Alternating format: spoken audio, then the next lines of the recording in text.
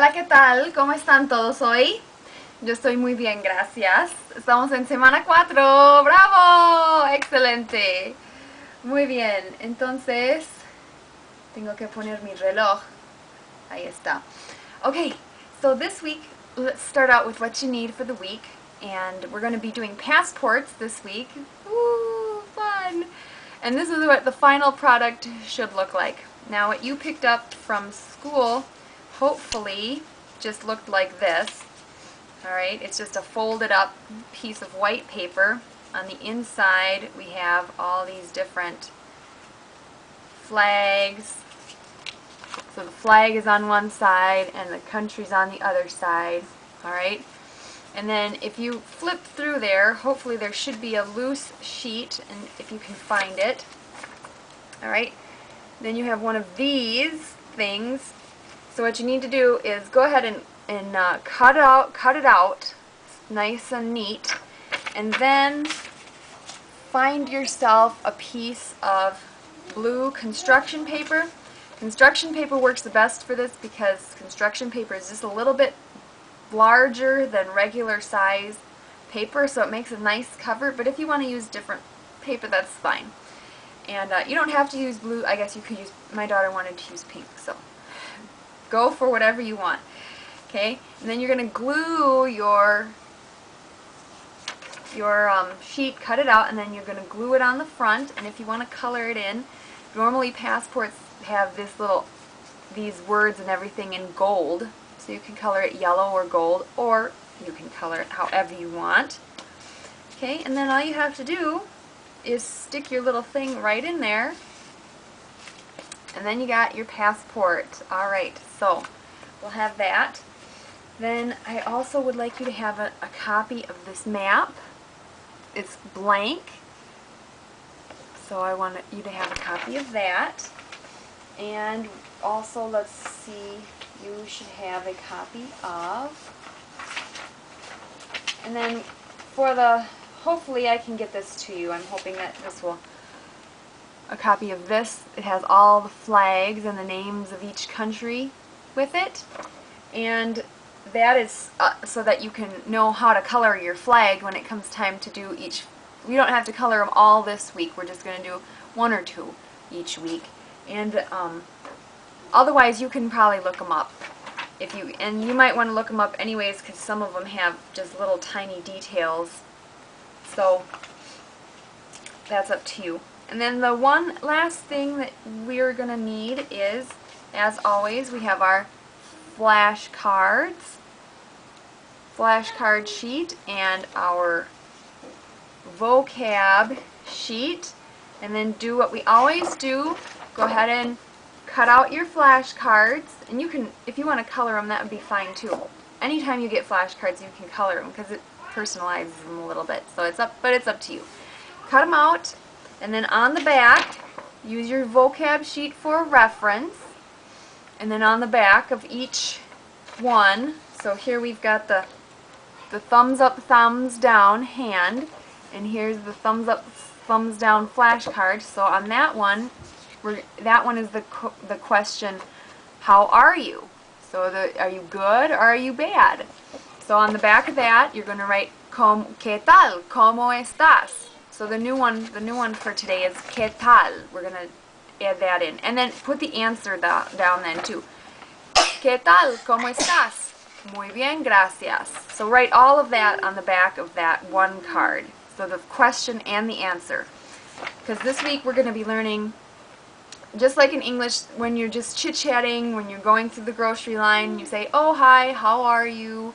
There's certain questions that just have the same common answers that are just formalities, and so we're going to learn about a few more of those. Hola! Hola, Adria. We're going to learn a few more of those this week. Alright, let's see, what's next? Common questions and answers. Alright, I'm going to go over this with you just in case there's some doubt about what goes with what. So this one is, how old are you? That one's going to be, ¿Cuántos años tienes?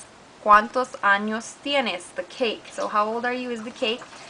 And then you respond, tengo 5 años, tengo 6 años, tengo 10 años, okay? This one that has the world, that one is going to be, where are you from? ¿De dónde eres? And then the answer is, soy de, I'm from. So we're going to learn that one. Then this one is, we know this one already, this is a review one. ¿Cómo te llamas? And the answer is, me llamo Señora Lindemann. And here is, ¿Cómo estás? ¿Qué tal? ¿Qué tal is another way of saying the same thing. How are you doing? ¿Qué tal? ¿Cómo estás? Muy bien, gracias. ¿Y tú? And you don't have to add in the y tú, but you could just say muy bien. You say muy bien, gracias. Excelente. And then here is the last question we're learning. That one is, what's your favorite color? ¿Cuál es tu color favorito? So write that, and then the answer is, mi color favorito es, alright? So don't worry about, you don't have to know them all right now. I'm just telling you what they are so you can do the flashcards correctly. And then we're just going to, I know we've done this probably in class once or twice, but now we're going to, now it's one of your vocabulary words. So we have buenas noches, buenos días, when the sun is just coming out, buenos días, y buenas tardes, good afternoon, when the sun is high in the sky. And then these are just some courtesy, por favor, please, por favor. And then here is gracias, gracias, thank you, and de nada, thank you and you're welcome, gracias, de nada. Okay, and this week we're going to go over, we're going to start learning numbers 16 through 20, 16, 17, 18, 19, y 20. Alright, a little note about numbers. We're going to spend next week too going through numbers 1 through 20. The reason for that is numbers 1 through 20 are the most difficult. In English it's the same. The numbers 1 through 20 are most difficult. So I want you to really know those as well as you can. Once we get up to 20, then it gets a lot easier because all you have to know is 20. And if you know your numbers 1 through 9 really well, then you just mix it together, 21, 22, 23. So if you know those numbers really well, then all you have to learn is one word and then pair that word with another word.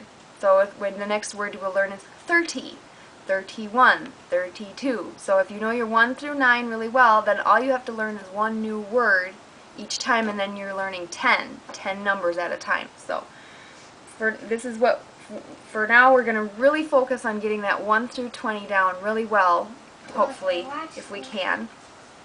Alright, the show and tell for this week, we're going to do same as the first week. Now if you want to mix it up a little and do it in an interview form, like a newscast, because we're asking questions and getting answers.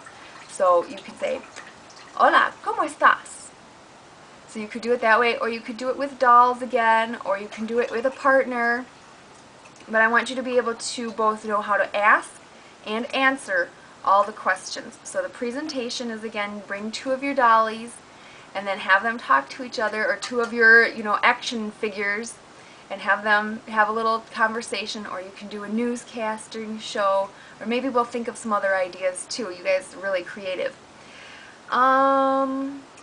And then, let's see, and also in your presentation, because on the vocab sheet you'll see, I'm going to start trying to remember to use different ways of saying goodbye.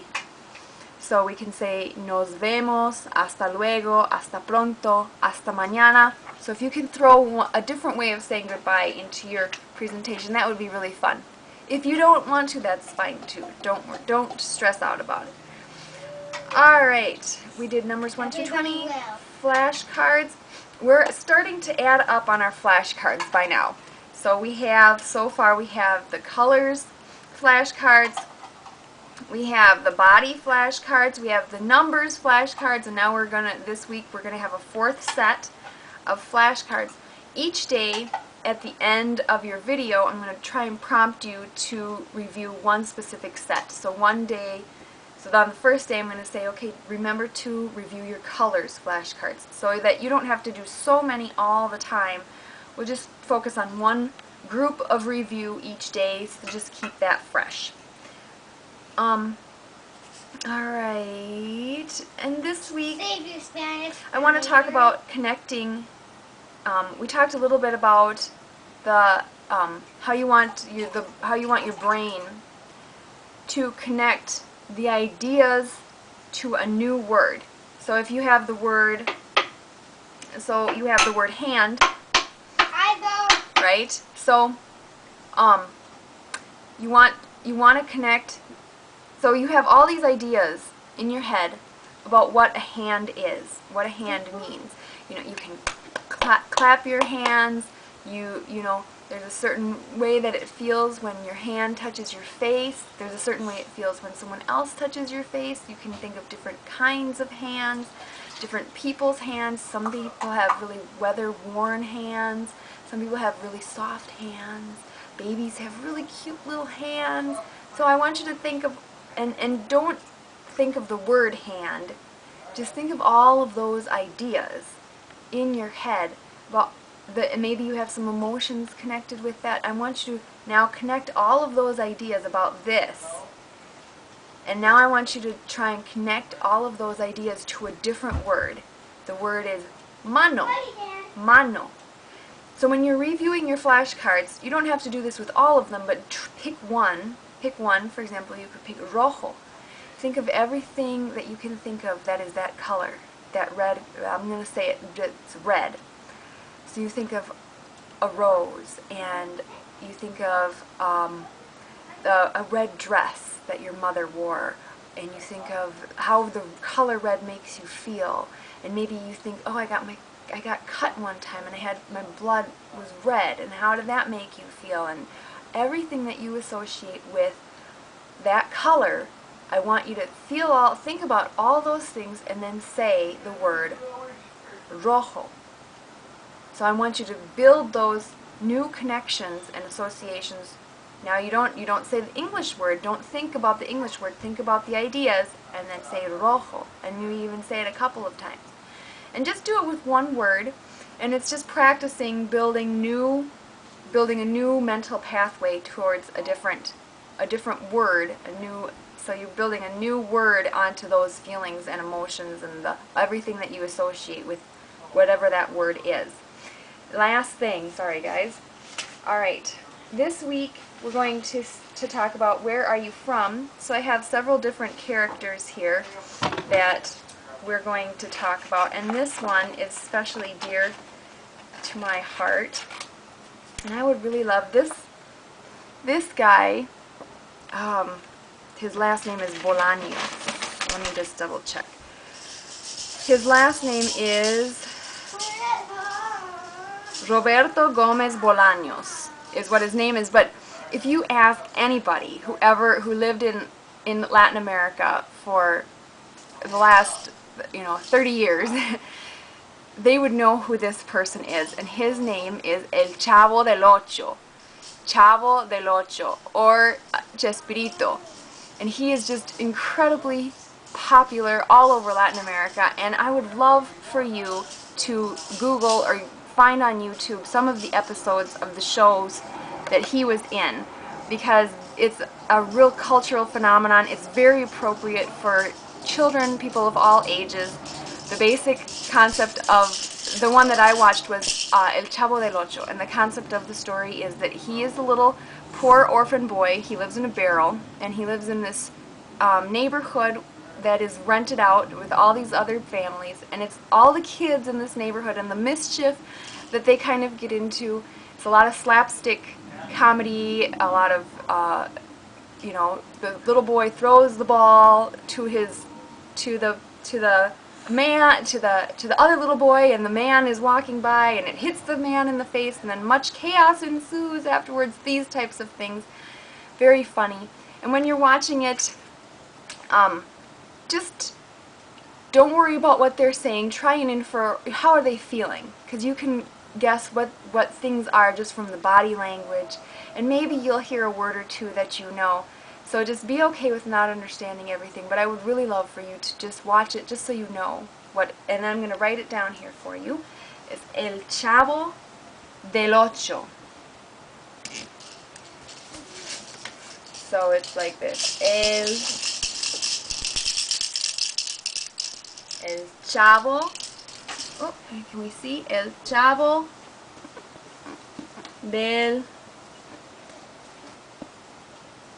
El Chavo del Ocho. Okay? So if you would like to YouTube that, that would be awesome. Alright, that's enough for now. Alright, go watch your first video for the week. Adios, nos vemos mañana.